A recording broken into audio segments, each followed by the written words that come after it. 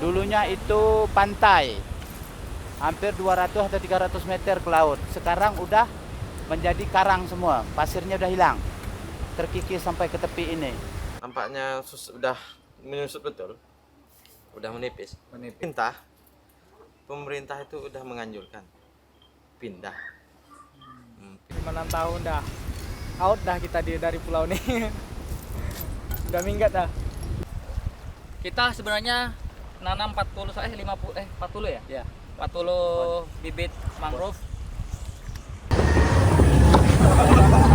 Ini kan bisa dimakan ini daunnya. Dibuat apa? Dibikin sayur.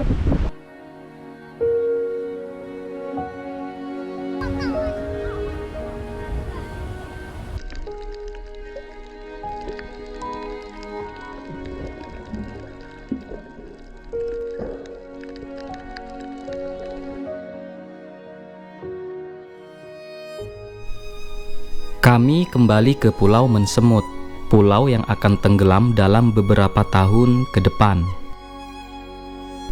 Hampir setiap tahunnya daratan ini hilang sepanjang 5-7 meter dikarenakan abrasi air laut. Sebab gelombang laut di sini begitu kuat dan pasang surut lautnya yang sifatnya merusak. Tak ada pohon tersisa yang mampu bertahan di pesisir pantai daratan pulau ini. Dulu tebingnya di sini nih kalau nggak salah. Ya kan? Iya. Lari ke sini tebingnya. Erosi pantai yang kuat sehingga menyebabkan garis pantai dan berkurangnya lahan di daerah pesisir. Dulunya pulau ini cukup luas. Banyak para nelayan saat mencari ikan, mereka berlindung ke pulau ini sambil bermain bola sebab dulunya ada luas tanah yang bisa bermain bola sepak. Namun tahun ini lapangan bola sudah hilang dan lenyap. Hal yang membuktikan bahwa pulau ini akan tenggelam adalah saya sendiri. Sebelumnya 2 tahun yang lalu saya pernah berkunjung ke sini, yang mana ada beberapa bangunan di sisi pesisir garis pantai seperti rumah warga, musola, dan sisa pemakaman di kampung sini. Namun sekarang kondisinya sudah lenyap hilang akibat abrasi air laut yang begitu kuat. Ya kan? Iya. Lari ke sini tebingnya. Itu kan masalah kan masih ada. Waktu di vlog abang kemarin kan, itu pun sudah mau abrasi dia kan. Musola. Sekarang udah ada habis. Musolanya habis ya? Habis, roboh sudah. Tidak berhenti di situ saja. 2 tahun yang lalu jumlah penduduknya berkisar 26 kepala keluarga, namun saat ini berkurang menjadi 22 kepala keluarga.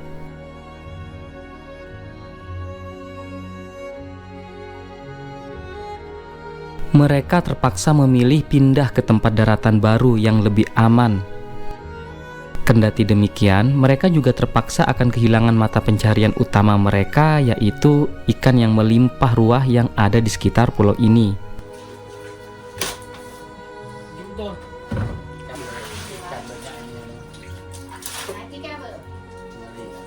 Mereka rela meninggalkan itu semua demi keselamatan keluarganya.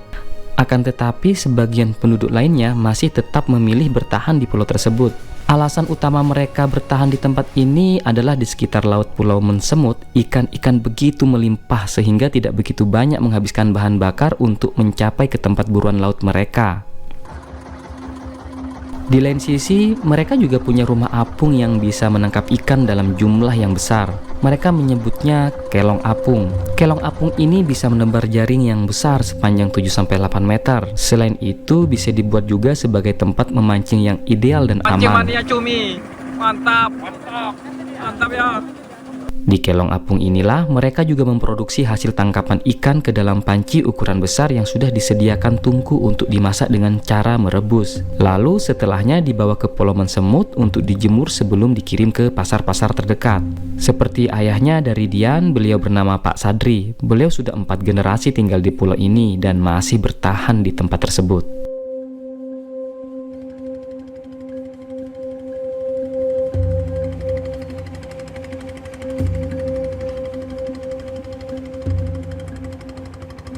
Saya memulai perjalanan dari Pelabuhan Pancur. Kami dijemput sama Bang Dian. Kita naik perahu ya teman-teman. Perahu sekecil ini perjalanan 2 jam ke Pulau Mensemut. Luar biasa. Inputnya ombaknya besar.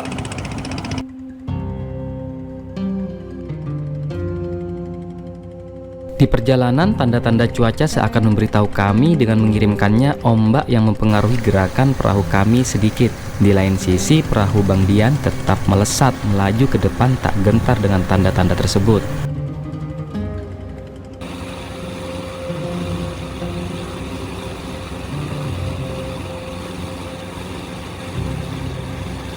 Seperti diketahui bersama, lautan yang mengarah ke Pulau Semut ini terkenal dengan gelombang lautnya yang besar. Pulau ini memang terujung dari Kepulauan Lingga yang mana masuk dari area Laut Cina Selatan. Di tengah perjalanan, hari sudah semakin sore. Lesatan perahu kita mulai sedikit bimbang. Kapten perahu kami, Bang Dian, agak mulai ragu untuk mempertahankan laju kecepatan perahunya yang sebelumnya begitu percaya diri.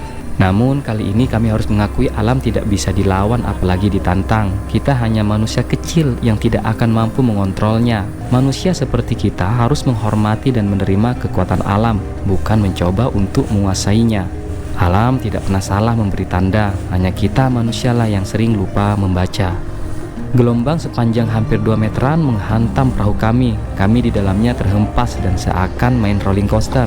Jika tidak terbiasa dengan naik perahu, maka saya jamin yang kesini bakal muntah di tempat. Teman-teman, kalau ada burung di sekitaran di atas laut itu artinya banyak ikan. Sepanjang jalan kami diperlihatkan warga lokal di pulau ini sedang mengais rezeki di tengah terpaan gelombang yang kuat. Mereka seolah-olah sudah menyatu dan berteman dengan alam di sekitar ini. Setelah hampir 1,5 jaman kami dihantam ombak, akhirnya pulau kecil yang kami tuju mulai terlihat. Kami terus bergerak ke depan, hari sudah semakin malam, sekitar jam 6.30 malam. Lampu-lampu rumah nelayan sudah kelihatan dan akhirnya kami sampai. Meskipun kita diterpa ombak yang besar, tapi kita disuguhkan pemandangan yang memukau. Akhirnya sampai ya di Pulau Semut pada jam berapa Mas? 8 ya. Itu pulaunya teman-teman ya. Di situ banyak orang yang cari cumi karena di sini musim cumi-cumi ya. Lihat ya lampu-lampu. Kelihatan nggak Mas? Pulau Semut ya. Saya kembali lagi ke Pulau Semut karena isunya pulau ini semakin mengecil teman-teman. Jadi banyak yang tergerus semuanya. Banyak yang semakin daratannya semakin kecil ya, semakin hilang ya teman-teman. Jadi udah kelihatan sekali. Dulu kalau nggak salah di depan ini ya, saya tahun berapa ya, 2023 atau 2024. Sekarang udah persis di depan rumah itu teman-teman. Tuh lihat, persis di depan rumah itu teman-teman sekarang tanahnya. Masya Allah. Pulau yang memang mungkin besar, daratannya ini akan tenggelam sama lautan. Entah karena tingginya air atau abrasi. Pasirnya nih, dulu nggak sedekat ini dengan rumah, dulu jauhnya di sini. Sekarang kayak gini nih. Kita mampir dulu ke rumahnya orang tuanya Mas Dian ya. Ini kepala sukunya ini. Alhamdulillah. Jadi panjang umur, alhamdulillah masih sehat. Dulu aku setahun yang lalu ya. 2 tahunan. 2 tahunan saya. Tidak perlu tanyakan ada ikan apa tidak, pasti ada ikan. Nah. Apa? Ikan semua. Iyalah. Ikan semua. Kalau mau seleranya apa nanti kita masak? Tuh. Oh ini kencang tarikan ini. Mantap. Jadi ini hasil tangkapannya beliau, kelong apa? Kilo apung. Kelong apung. Malam tadi ini. Malam tadi ini hasilnya seperti ini ya. Dia dikeringkan. Ini semua nih. Iya, itu juga dalam. Satu karung ya. Tuh. Untuk itu dalam semalam ya. 3 karung, 4 karung, 5 karung. Jadi warga setempat kalau mau menampung air tawar, kadang dia biasanya menampung dengan air, kalau ada hujan dia tampung di sini, taruh di galon-galon di sini teman-teman. Tapi kadang juga ambil di pulau sebelah. Dan biasanya tempat storage water storage tanknya di sini, disimpan di sini teman-teman. Contohnya seperti saya ini untuk ambil wudhu atau mandi, di kita di sini untuk buat air minum, jadi panasin lagi. Oke.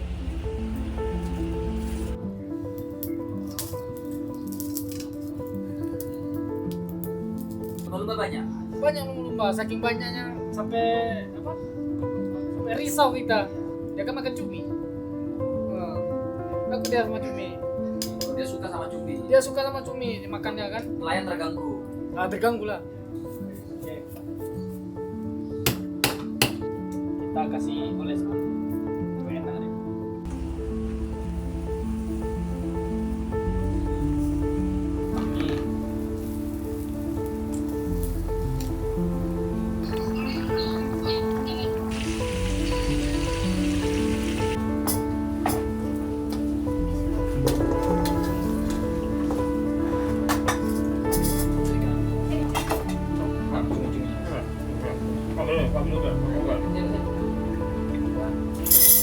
Kalau kita cerita masalah mengecil itu memang makin setahun makin mengecil. Berarti dulu langgar ini, sebelumnya kan saya waktu 2 tahun yang lalu ada nih langgarnya. Iya ada. Nah, kemarin tuh kan bulan 1 kemarin pas ombak kencang itu pas kejadian makam orang tua kita sendiri terkikis ombak itu kepindah di daratnya kan. Jadi udah hilang. Makamnya dipindah. Iya kami pindah. Oh, makamnya pindah. Biasanya dipindah. Iya Nah, waktu saya upload video Pulau Mensemut akan hilang, pulau yang akan tenggelam, itu banyak beberapa pertanyaan dari netizen yang komen di kolom komentar di YouTube saya. Ini mungkin buat teman-teman biar tahu. Katanya sih, kenapa sih warga Mensemut tinggal di sini padahal cuacanya ekstrim? Apa alasan utamanya masih bisa bertahan di sini? Kenapa tidak ke pulau lain? Apa alasan yang kuat? kalau kita cerita masalah seperti itu berulang kali 2 tahun yang lalu kemungkinan belum lupa memo saya faktor masih bertahan di sini masalah ekonomi ya kan? Sumber Ya, mata pencarian. mata pencarian Pulau ini kan semakin mengecil, tentunya ada abrasif, ya kan? Atau tingginya air laut, debit air yang semakin tinggi. Cuman pertanyaan netizen saya sampaikan nih ya teman-teman, saya sampaikan ke netizen biar puas. Kenapa tidak ditanam pohon bakau? kalau kita cerita tanam pohon bakau ini kita bisa menyaksikan seandainya kalian ini nggak percaya atau Mas ini nggak percaya kita tanam pagi sore udah habis ombak terlalu kencang tapi kalau nggak percaya kita coba pohon bakau ini kan setahu saya di daerah darat sana Lingga pohon bakau ini kan kita tanam ada juga kayu penyanggahnya itu pun seminggu orang berjaga takut terkikis ombak juga itu tempat tenang kalau di sini kita coba nanti biar tahu gitu Besok saya bawa bibit mangrove ya teman-teman untuk biar netizen atau teman-teman yang ada di Kacung Explorer bisa biar puas. Besok saya akan menanam mungkin sekitar 70 pohon mangrove bibit yang kecil-kecil untuk di taman di sekitar sini. Apakah bisa mampu bertahan atau nggak bisa bertahan? Karena kondisi struktur tanahnya di sini Mas penuh batu ya Pak ya? iya Batu karang. Jadi bukan tanah liat kayak pada umum bakau gitu loh. Jadi karang bener di ini karang. Nanti kita coba besok kita lihat seperti apa. Nggak menanam sebelumnya. Pernah mencoba nggak warga di sekitar sini? belum pernah tapi kalau pohon kelapa kita tanam di samping-samping ini kan udah banyak habis Nah, kalau kita ceritakan masalah pohon kelapa ini kan kita tanamnya agak ke darat sedikit terkikis saya habis juga kalau pohon bakau ini otomatisnya kita samping air kalau pohon bakau iya, hidup dengan air kan, Nah, harus hidup dengan air. dengan air. Ya. Oke, kita coba. Kita coba ya teman-teman besok. Solusi selain bakau agar pulau ini bisa bertahan, setidaknya tidak cepat abrasif. Kira-kira apa, Pak? Harapannya menurut? kalau kita tuh udah kita sampaikan tapi itu kan pemerintah itu kan lebih paham dari kita kalau kita bilang di dam pulau ini kan tak mungkin ya kan ngomong jujur aja Pemecah kita. ombak, pemecah ombak. Pemecah ombak itu kan nggak dulunya ada dulunya udah berapa tahun yang lalu perjanjian itu udah ada di sini tapi sampai sekarang nggak ada kalau di sini itu pemerintah itu ada dapat hasil bumi, kemungkinan bisa. Di sini otomatisnya nelayan, untuk kami nelayan aja. Kalau untuk dana ke situ kan banyak, Mas. Jadi nggak mungkin. Saya yakin dan percaya itu tak ada, tak akan dibantu. Sedangkan pemerintah itu nyuruh pindah. Suruh pindah. Jadi pernah mengajukan water breaker ya Mas ya? Diiyakan. Diiyakan. Sampai orang yang datang ke sini itu udah meninggal juga. Itu ya teman-teman ya. Mangrove sudah. Solusi yang kedua memang ditanam pohon dipasang pemecah gelombang, teman-teman. Kalau memang diadakan pemecah gelombang, insya Allah itu seandainya pasir itu kan kita udah ada penahannya gini kan, banyak kan, tak mungkin dia cepat lari. Dia kan udah ada penahan. Sekarang pasir berlari nggak ada penahan. Berarti lebih efektif pakai tembok atau pemecah gelombang daripada mangrove ya? Iya. Lalu setelah pemecah gelombang itu dibuat, baru tanam pohon. Nah, itu saya yakin. Ya kan? Mungkin fase satunya adalah memasang wall breaker atau semacam apa ya Mas ya? Untuk belar gelombang itu nggak langsung direct ke daratan ini. Setelah itu jadi, baru pasang baru tanam pohon. Iya. Salah satunya mangrove. Mungkin begitu ya caranya. Iya. Bener nggak Pak? Iya. Itu teman-teman. Oke.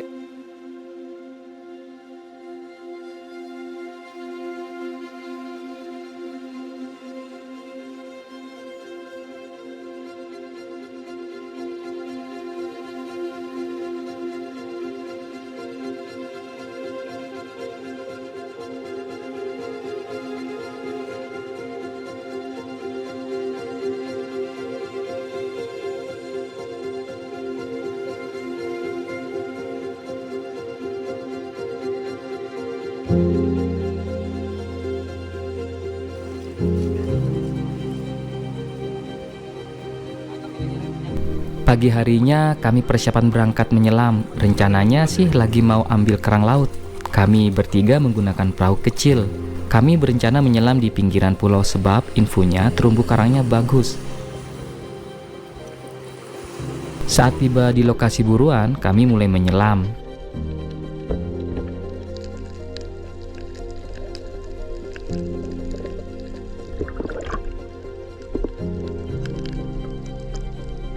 Satu orang warga lokal mengikatkan tali sampan ke tubuhnya sebagai pengganti jangkar sambil mencari kerang atau kimah.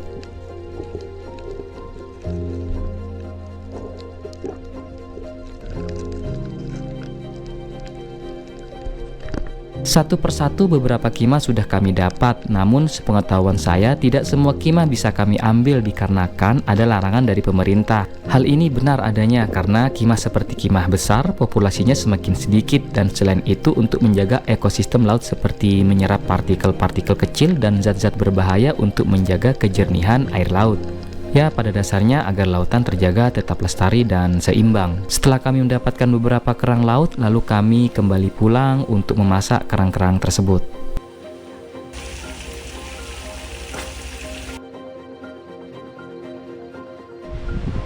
Nggak ada orang yang melahirkan di sini ya? Hah? Nggak ada. Jadi teman-teman nih, ini penadah kalau ada air hujan.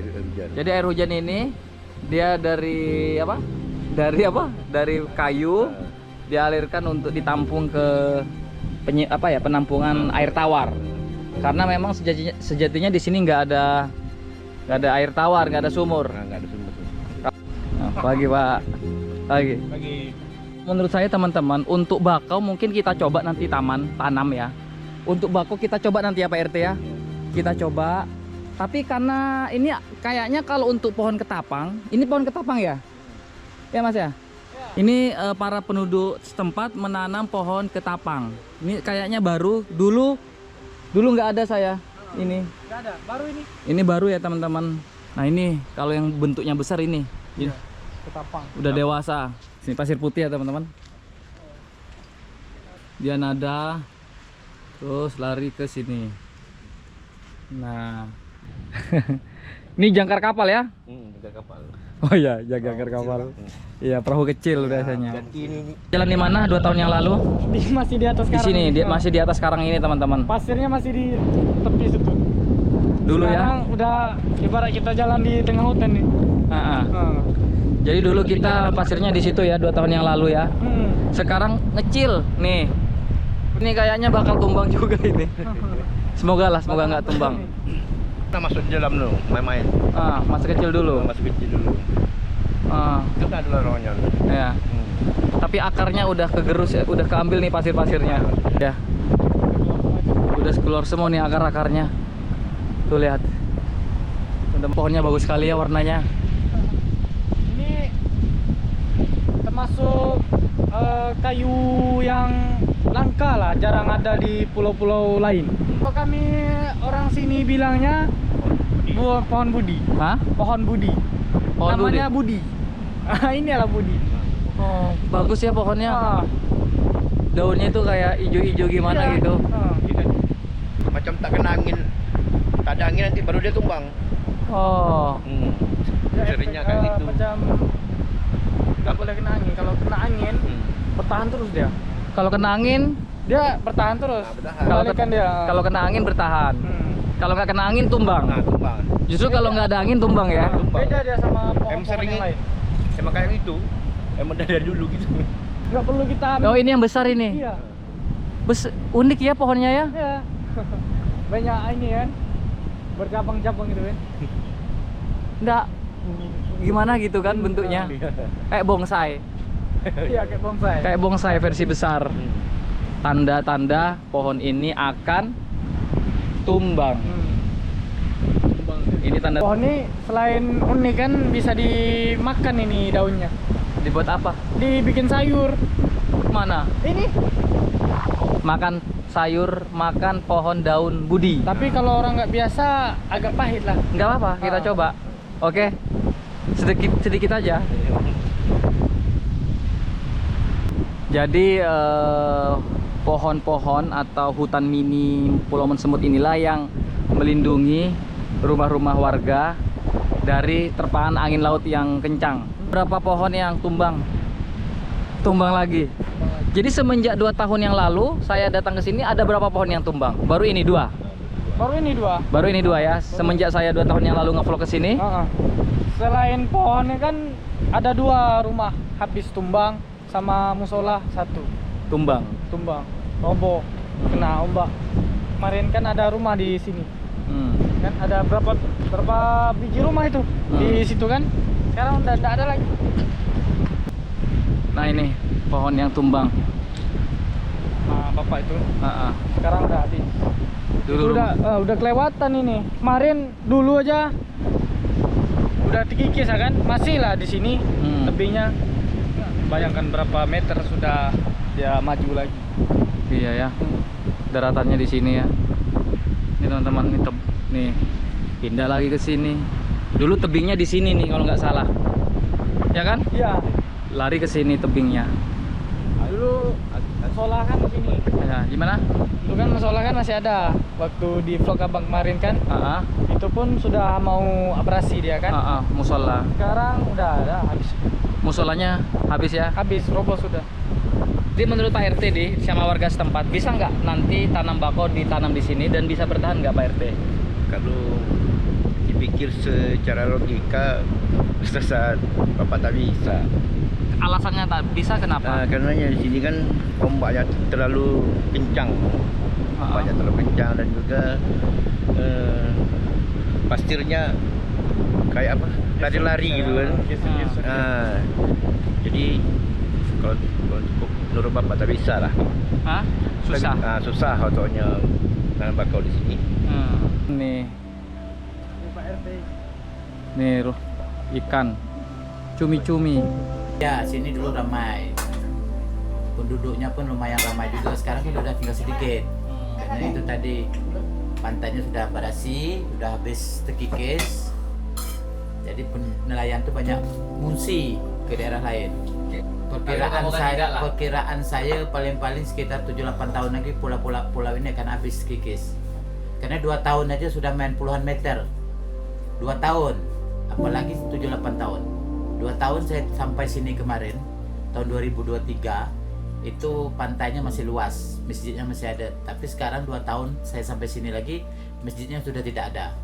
Berarti kan udah puluhan meter terkikis pantainya.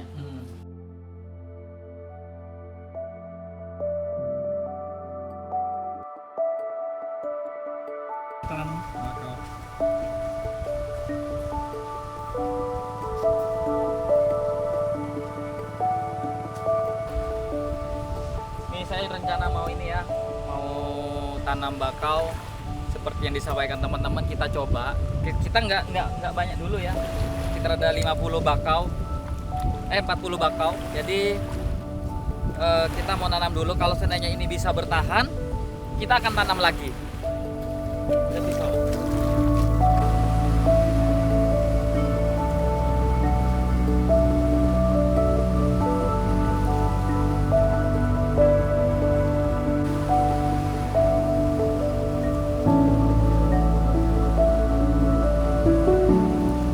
Seandainya bisa dipakai batu mungkin agar ombak tidak direct ke bakau ini, kayak pemecah gelombang, water breaker, mungkin bisa tumbuh ini mangrove.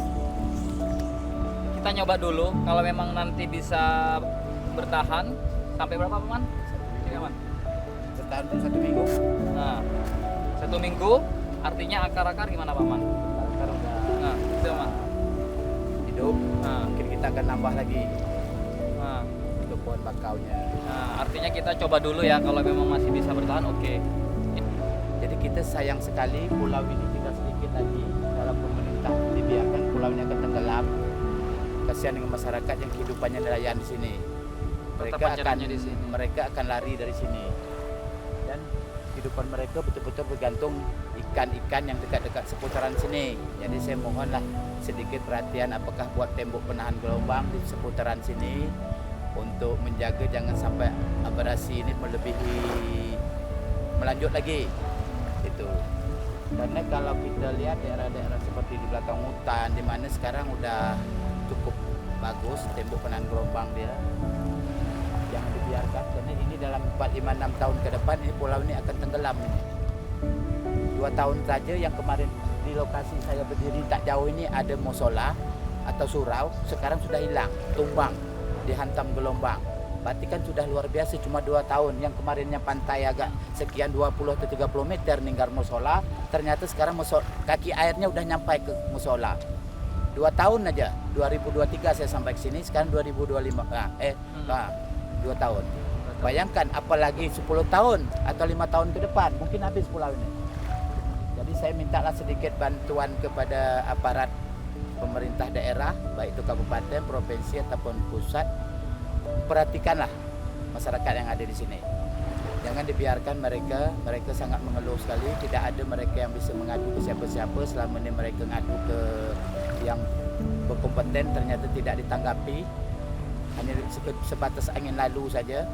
Jadi saya melalui ini, saya mohonlah sedikit sentuh hati bapak-bapak atau ibu-ibu yang ada di pusat, provinsi ataupun kabupaten untuk sedikit menjagalah beliau-beliau ini dari kepunahan pulau ini akan tenggelam. Ini akan tenggelam, pulau ini akan dibiarkan. Mereka sudah mengeluh ke saya tadi, bilang tolonglah Pak, solusinya macam mana supaya kami tetap bisa tinggal di sini. Karena mata pencarian kami di sini. Jadi saya cobalah sampaikan ini kepada pihak yang berkompeten untuk meninjau lokasi ini, solusinya macam mana. Apakah kita bikin tembok penahan gelombang, solusinya itu saja.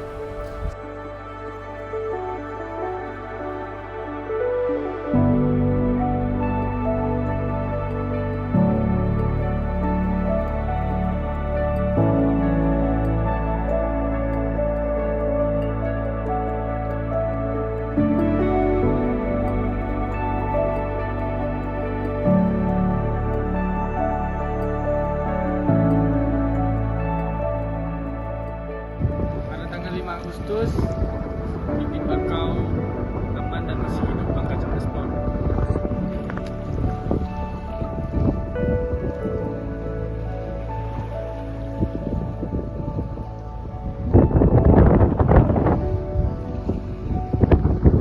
Mungkin akarnya sudah kuat ya.